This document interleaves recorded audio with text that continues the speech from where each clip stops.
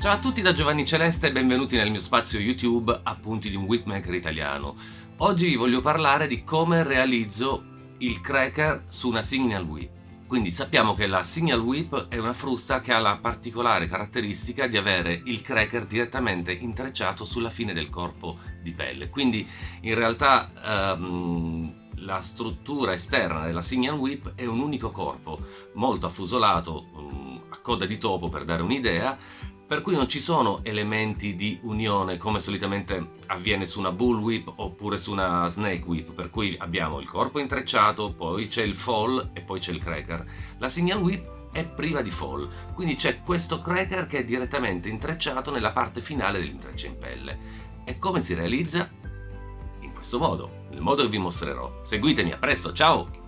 Allora, per tutte le persone curiose sull'origine di questa frusta, la Signal Whip viene sviluppata come frusta utilizzata per i cani da slitta. Attenzione, non si colpivano gli animali con la frusta, mai colpire gli animali con la frusta, ma semplicemente si utilizzava una frusta che sibilasse. Per cui il nome Signal Whip, cioè frusta segnale, era proprio indicativo dell'uso della frusta. Bastava che la persona al comando della slitta muovesse una frusta in aria non schioccándola, ma semplicemente lo stesso sibilio della frusta era idoneo a far partire la muta di cani. Quindi serviva una frusta possibilmente corta in grado di sibilare. Perché corta? Per evitare che questa potesse andare a contatto con la neve o col ghiaccio e quindi col tempo rovinarsi. Ora vi mostro come realizzo il cracker della mia frusta. Dunque, oggi vi voglio parlare di come realizzo il cracker in una Signal Whip. Allora, innanzitutto questa è la Signal Whip che ho realizzato. Come vedete, la Signal Whip presenta la caratteristica di avere il cracker direttamente intrecciato sulla parte finale del corpo di pelle. Quindi, a differenza ad esempio della Snake Whip, dove noi vediamo un manico o comunque un'impugnatura, il corpo intrecciato, e poi vediamo l'aggiunzione del fall al corpo intrecciato e infine vediamo il cracker, la Signal Whip è proprio particolare per questo, perché è priva di fall e c'è soltanto un cracker intrecciato. Primo consiglio, la Signal Whip non è sicuramente la frusta più idonea per generare lo schiocco. Questo perché il cracker, essendo direttamente intrecciato sulla parte finale della frusta ed essendo anche corto, non ha il tempo di in qualche modo sviluppare una velocità per poter produrre lo schiocco, cosa che invece avviene sulla Snake Whip.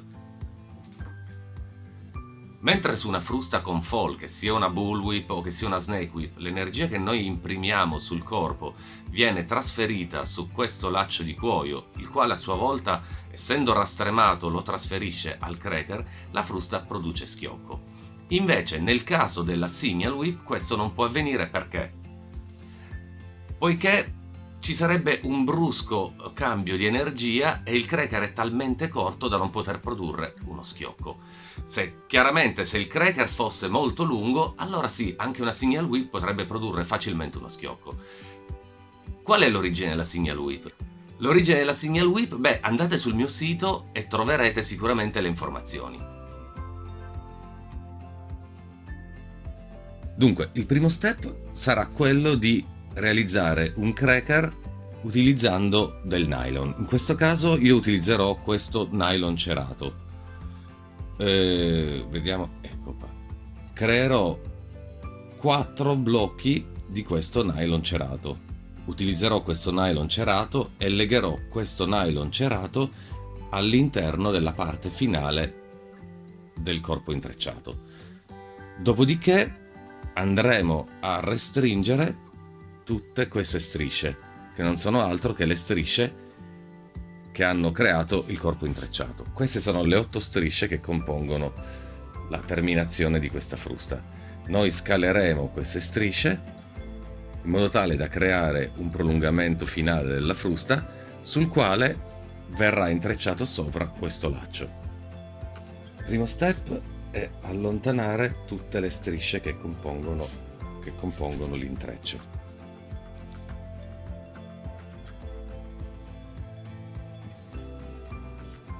In questo caso le teniamo separate.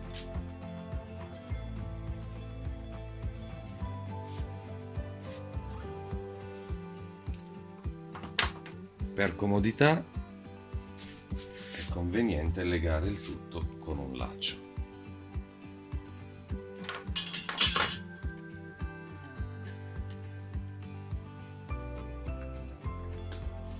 Quindi a questo punto abbiamo legato alcuni dei lacci di nylon che serviranno per il cracker. Questo laccio sottile invece fungerà poi per legare le strisce dell'intreccio. Realizziamo l'ultima legatura in questo modo. Facciamo passare all'interno della parte finale del cuore della frusta questo laccio.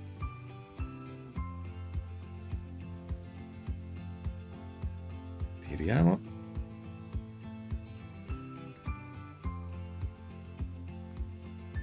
A questo punto, come vedete, abbiamo fissato sulla parte finale del cuore della frusta i 4 blocchi di filamenti che serviranno a creare il cracker, e questi sono tutti i filamenti che abbiamo legato per creare il cracker. Cosa abbiamo fatto? Abbiamo compattato le singole strisce che costituivano l'intreccio del corpo della frusta, quindi queste 8 strisce di pelle le abbiamo compattate in modo tale da creare una forma rastremata. Quindi queste 8 strisce sono state tagliate in maniera rastremata e scalate, in modo tale da creare quello che sarà il cuore sul quale verranno intrecciati questi filamenti. Il secondo step consisterà nel dividere i filamenti in 4 blocchi, quindi andremo ad eseguire un intreccio, classico intreccio in 4 strisce. Quindi, dopo aver accorpato le strisce che compongono l'intreccio e averle chiuse usando un tendine artificiale in modo tale da formare la punta sul quale verrà intrecciato il cracker, divideremo i filamenti che compongono il cracker in 4 blocchi. Primo blocco, secondo blocco, terzo blocco, quarto blocco, e andremo ad eseguire un classico intreccio in 4 strisce. Quindi tratteremo questi 4 filamenti come se fossero delle strisce, ciascuna accorpata da 2 a 2, quindi 2, 2, 2 e 2. E iniziamo.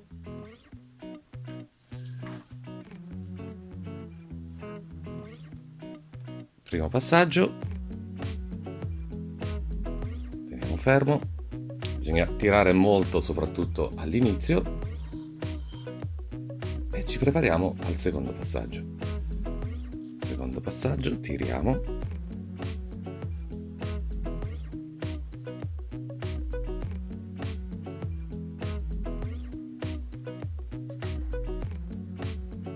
Terzo passaggio, tiriamo.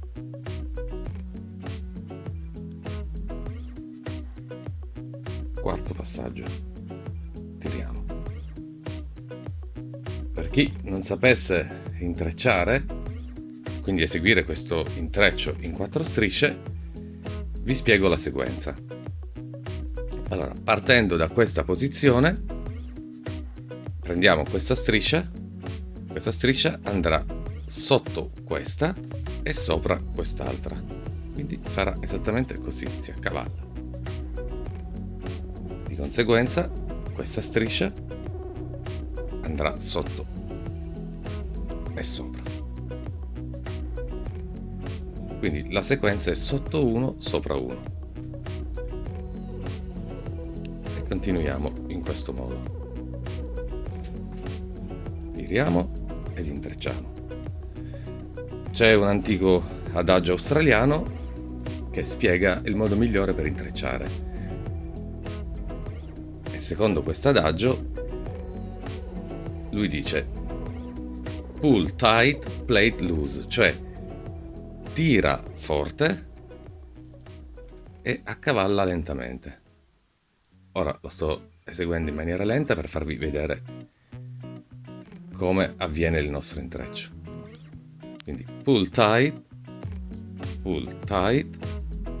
and braid loose, cioè intreccia lentamente, quindi tira e accavalla, e così si prosegue. 1, 2, 3, 4, e così a seguire. 1,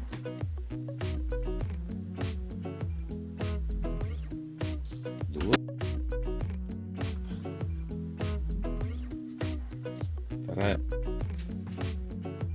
Come vedete, il nostro intreccio sta cominciando poco per volta a prendere forma.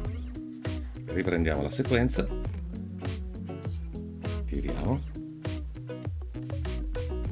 ed intrecciamo.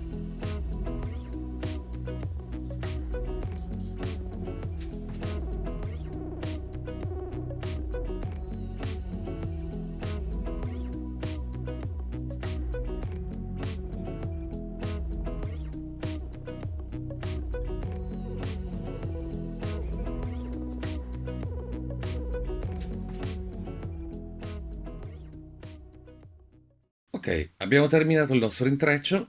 A questo punto non ci resta altro che eseguire alcuni semplici nodi per tenere serrato l'intreccio. Quindi come lo facciamo? Allora, accorpiamo le strisce, quindi questa striscia passa sotto,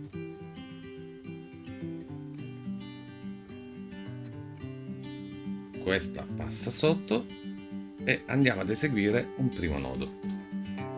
Quindi avvolgiamo questa striscia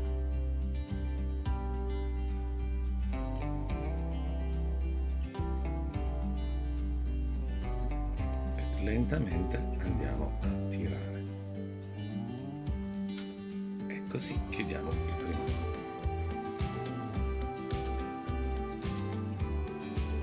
Stesso discorso con quest'altra, si creerà un loop intorno al quale faremo passare la striscia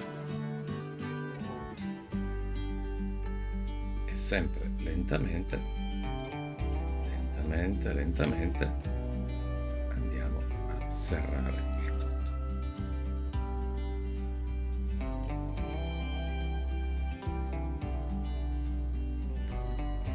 A questo punto il nostro cracker è pronto.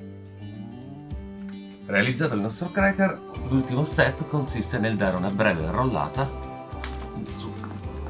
sulla parte intrecciata. In questo modo il tutto sarà molto più compatto.